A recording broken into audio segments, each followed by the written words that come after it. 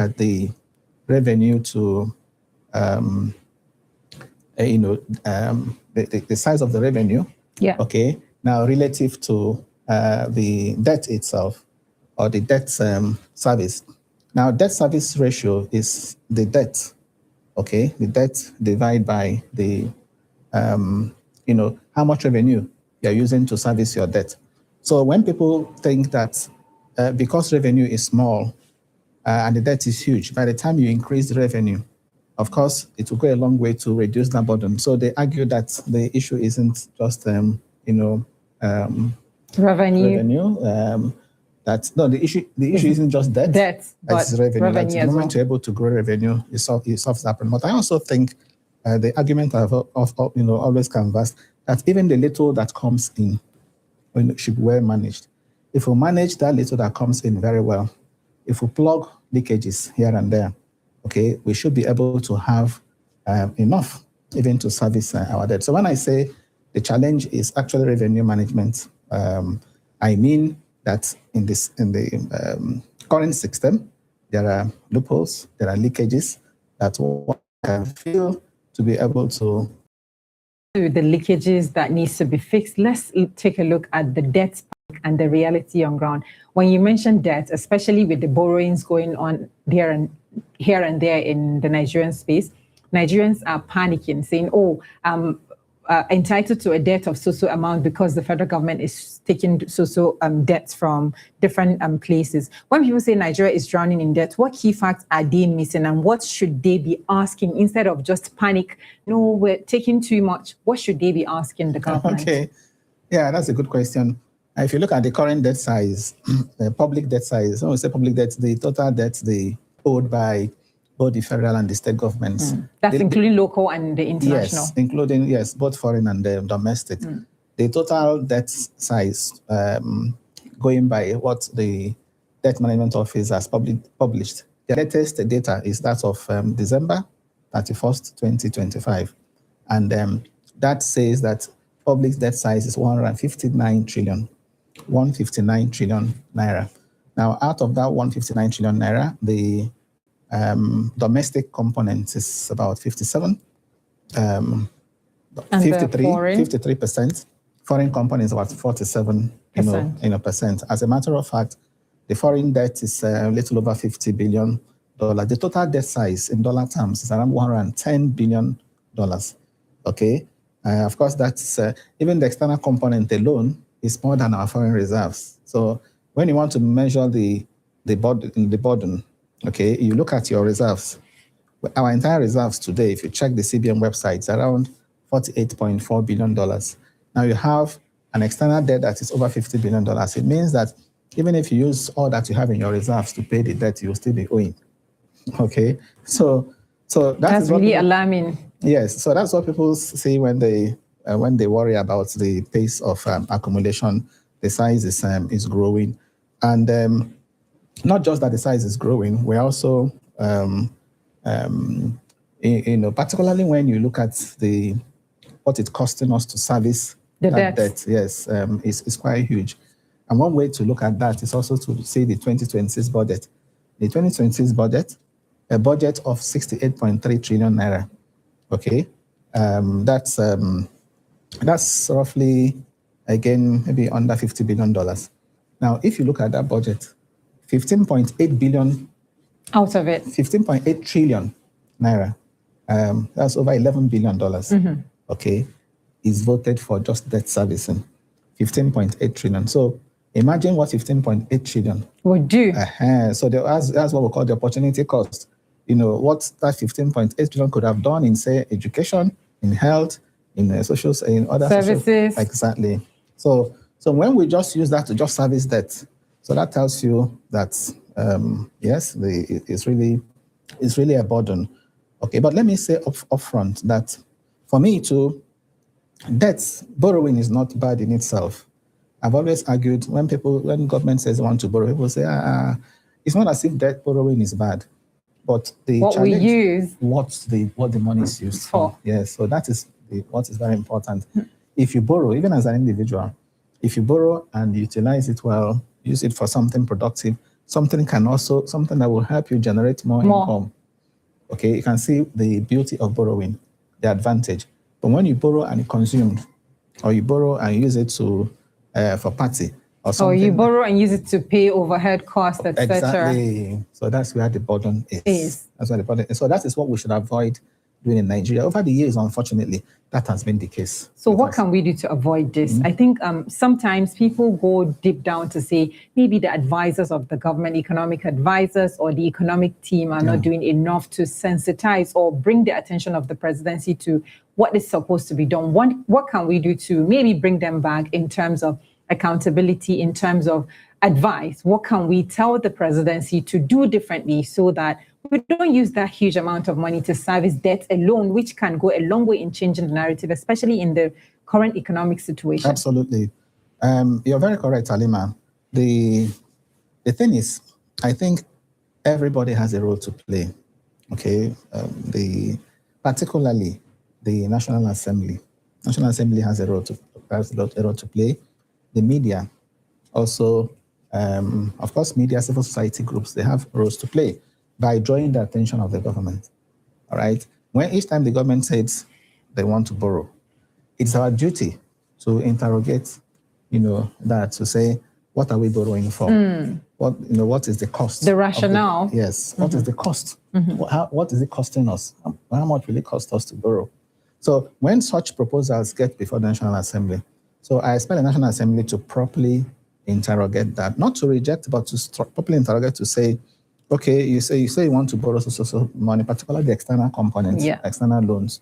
You want to borrow money from either IMF. Okay, no, we're not. These days we don't longer. IMF actually gives some conditions to you, because they definitely do give these conditions, and we're concerned. Mostly Nigerians are concerned about these conditions, and because there is a way it affects the borrowing we get from maybe foreign debt.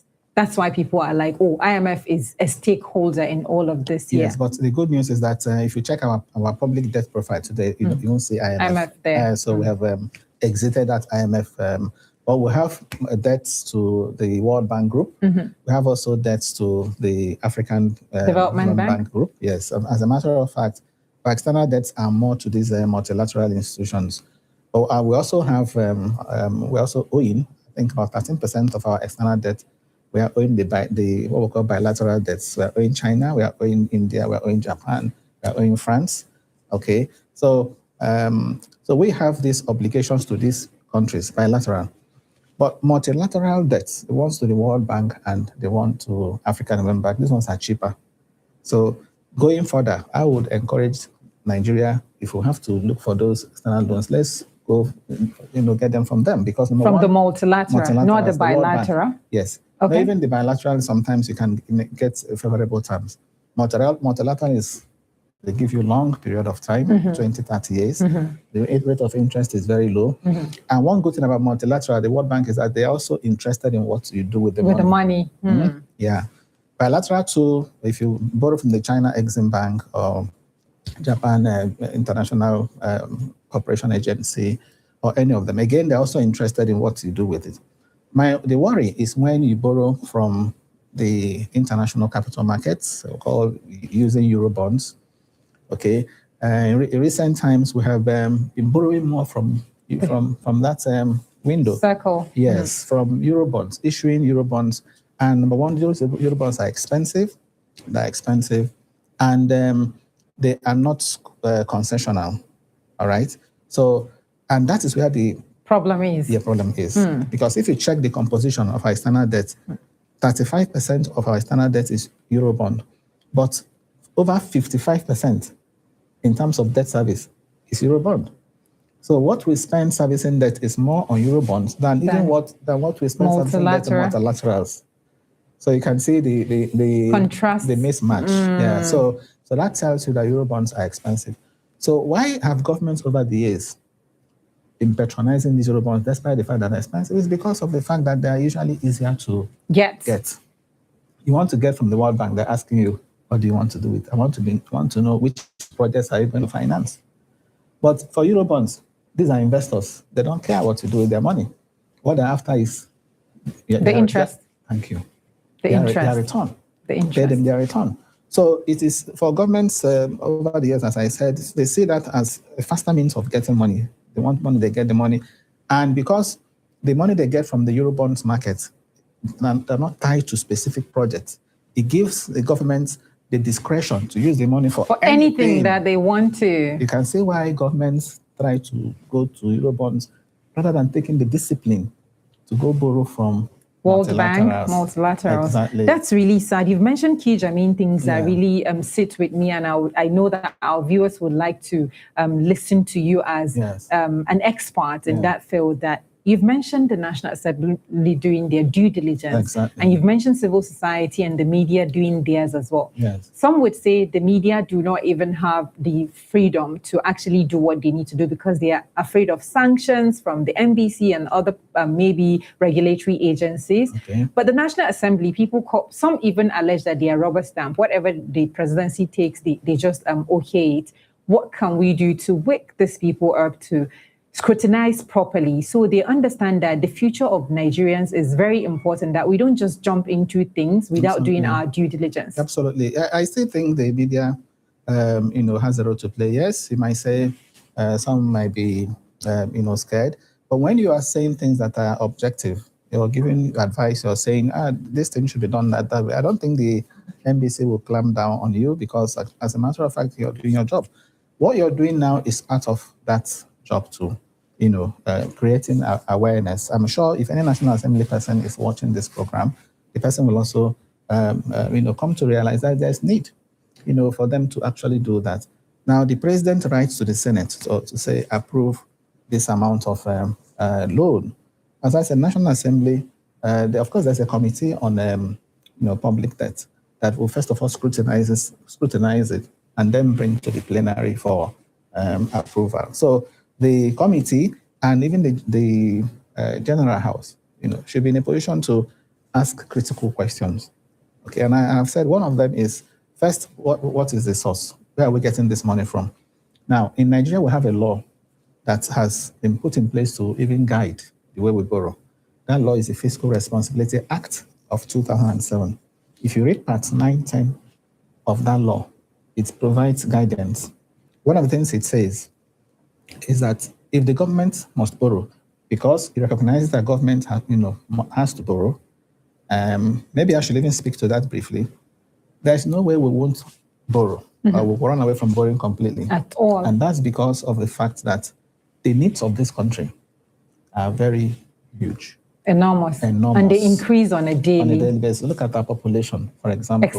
Explosion. So if you say we'll rely on only what comes in by way of annual budget to build infrastructure, roads, you see, we have so much infrastructure gap in this country, whether it's roads, ports, railways. So we need money, huge money to do that. And that's not something that government can, easily finance on its own. So that is why government needs to borrow. But if you have to borrow, okay, what do you borrow for? And that's why that law says if you want to borrow, first, make sure it is long term. Second, make sure that it is for capital projects. It is there in the law. Not for payment of salaries. Exactly. Halima, you're getting it. Not for payment of salary. Not for any other item, but for capital projects. So imagine, and it also says it should be concession. The loan should be concessional. In other words, even if you want to borrow, don't go and borrow. Eurobonds are not concessional because they're expensive. Yeah. Even if you're doing it long term. Okay, so go to this multilaterals sources, windows that can give you concessional loans, and they are there. Okay, borrow from them, use them for capital projects. So imagine if we today why people are against borrowing in Nigeria, okay, for understandable reasons is they look at the amount we have borrowed over the years, and they ask, where is this money? What did we do with the money? That's why people are concerned. So if people can see, what 159 trillion has done, in the economy, there won't be lamentations. So I think that is the major reason. So the National Assembly, as I said, should scrutinize the source, the cost, because if you know the sources, you now know that multilaterals are cheaper. So scrutinize the source, the cost of the loan, the conditions of that loan, and then the application, the use of that loan. And more importantly, the loan you're getting, where you apply it, is it going to also help generate what will be used to pay back? Pay back. That's important. That's important. Otherwise, you are only increasing the burden. Okay, you simply borrow, then mortgaging future generations. And that's why I also think this, even for external debt, we also have issues even with domestic debt. I told you domestic debt is around 53% of our total debt stock. So that tells you that it's also huge. So again, the mistake we have made in the past with respect to domestic debt is that we have not been using the right instruments to borrow. What I mean is this.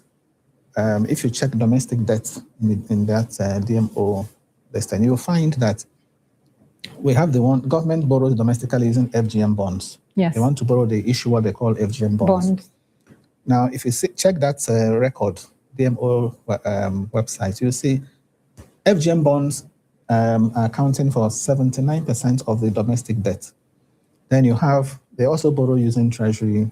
Treasury bills? Yes, Treasury bills. The one done by the central bank. That one is short term. Yes. And then you also have Sukuk. Sukuk fund. Sukuk fund, yes. Sukuk is an infrastructure fund. Yeah.